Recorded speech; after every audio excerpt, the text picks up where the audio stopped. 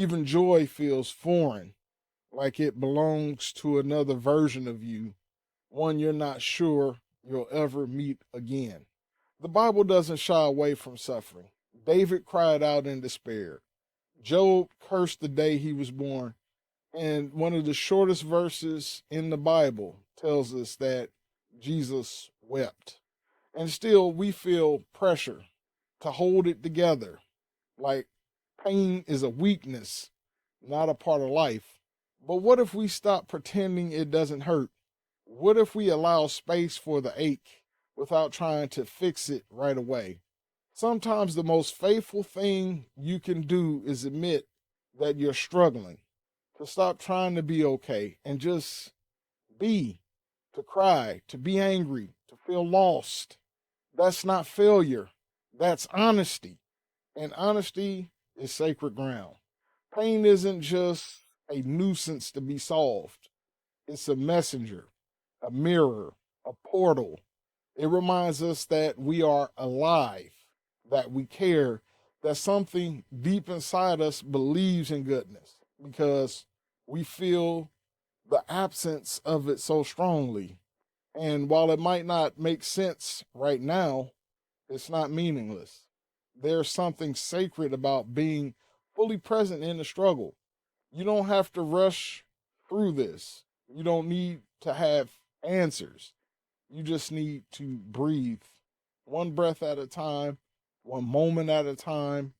And maybe that's where healing begins. Not in fixing the pain, but in recognizing that you're not alone in it, that your struggle matters, that your tears are seen, that you are healed, even when you don't feel it.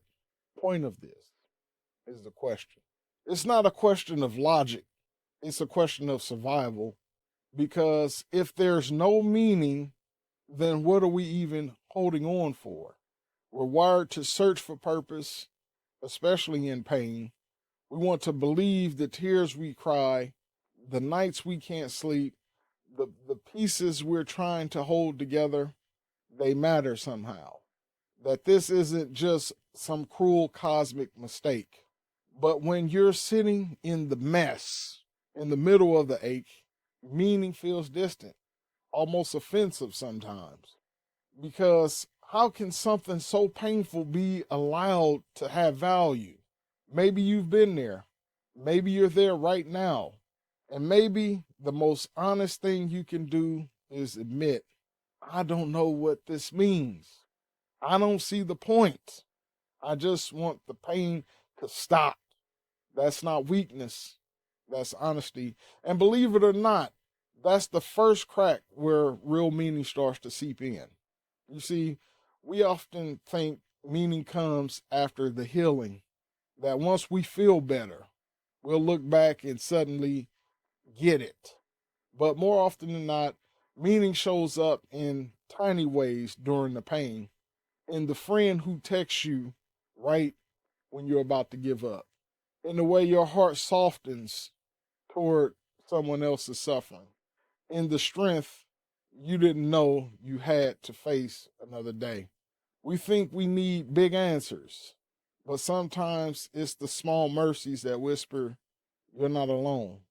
Now, from a Christian perspective, this search for meaning isn't just a philosophical exercise, it's a spiritual invitation, not to understand everything, but to trust that God is still present.